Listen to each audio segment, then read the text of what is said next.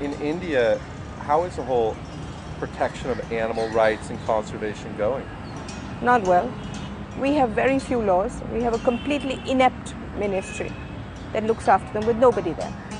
In fact, if you go and catch something, they actively discourage you. So you get no government support. So whatever is done by non-government organizations on their own. At the moment, India is one of the biggest markets where anybody can come and poach anything. So we supply China, Singapore, with everything, ranging from butterflies to Germany and Japan, to seahorses to Singapore, to tiger skins to Tibet. We are the pool into which everybody is dipping at the moment. Someone told me the other day that a lot of these conservation parks that are protecting, the rhino and the tigers, one of the reasons why they don't mind it being poached is because there's a lot of rich minerals and they want to develop Yes. it. But the irony to that is, in these parks are also some of the largest tracts of clean, pure water. So if the animals go, the water goes with them. No, absolutely. Large sanctuaries are deliberately killing off their protected animals so that they say, oh, now there are no more tigers here, so fine, let the miners come in. And with that goes the water, absolutely. I don't protect any animals, they protect me completely. The tiger gives me the water, the butterfly processes my plants, the monkeys make the forests. I can't think of anything that I do except destroy it all. So yes, remove the tiger, you'll remove the whole jungle.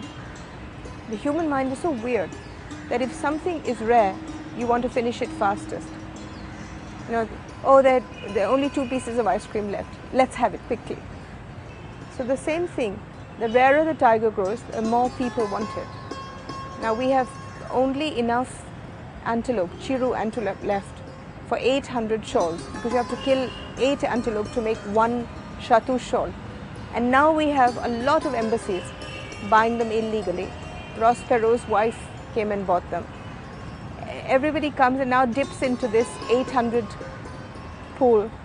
And so where it took 100 years to reduce the number of Chiru from 100,000 to 20,000, now it's going to take another 3 years to finish the last lot. Which animal will become the first to become extinct in India? Like which symbol? I think all of them are on their last legs.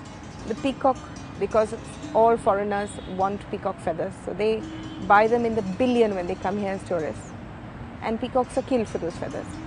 The peacock is our national bird, and yet it's openly traded. The feathers are openly traded. Leopards, tigers, they're all done.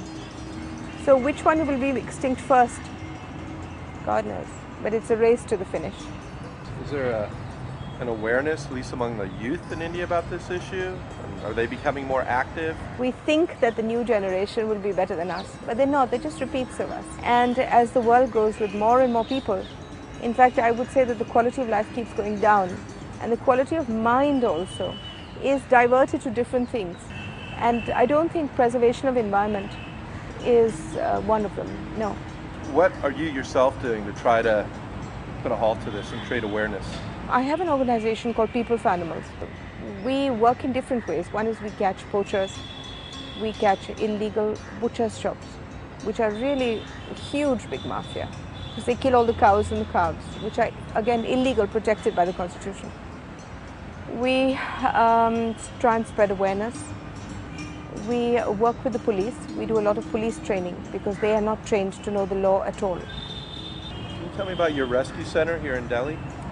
When my husband was alive, we suddenly got a letter out of the blue from a woman in Australia called Ruth Cowell, who had a dream that she was married to Pandit Jawaharlal Nehru, who was my husband's grandfather.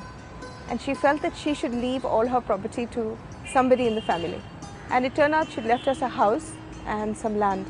So when my husband died, I was 23. So this was the money that I had. And so I built this hospital called the Sanjay Gandhi Animal Care Center, and under the Ruth Cowell Trust. And it became the first hospital in India, and it's still our flagship. But it now looks after the whole city and the suburbs. We have 7 ambulances. They go out 24 hours. About 100, 150 people call every day and say, oh, there's a cow that's had an accident, or there's a monkey who's here and he's hurt his hand, or there is a horse who's fallen down, or there, things like that. So they go and do rescues the whole day.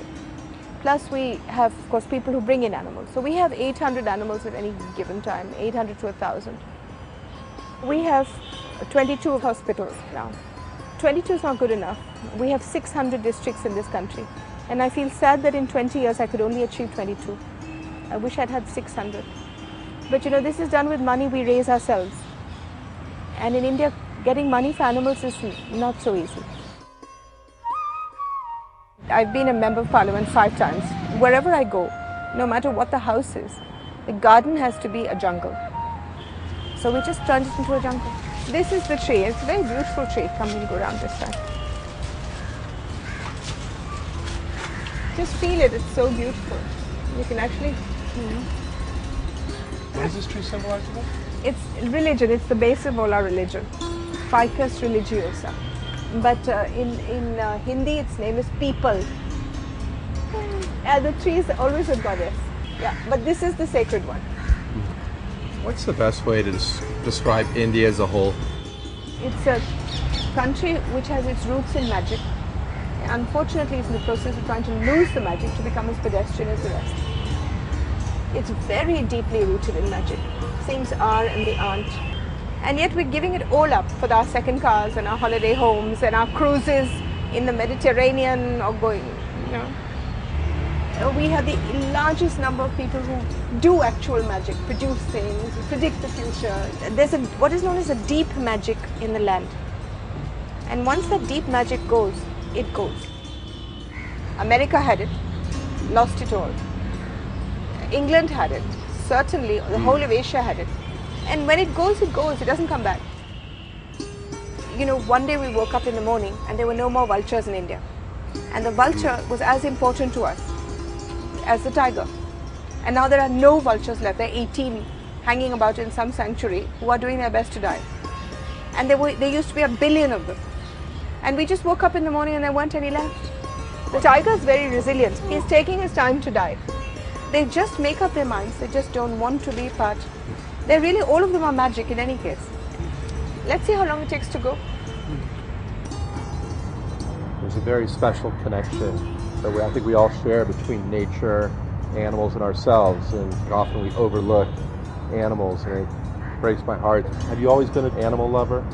We tend to denigrate people by saying, oh, it's just a dog lover, animal lover. You don't have to love them all. You just believe in the right of every being or every species. And it's your job to see that they survive as much as they help you survive. You just have to believe that they need to exist.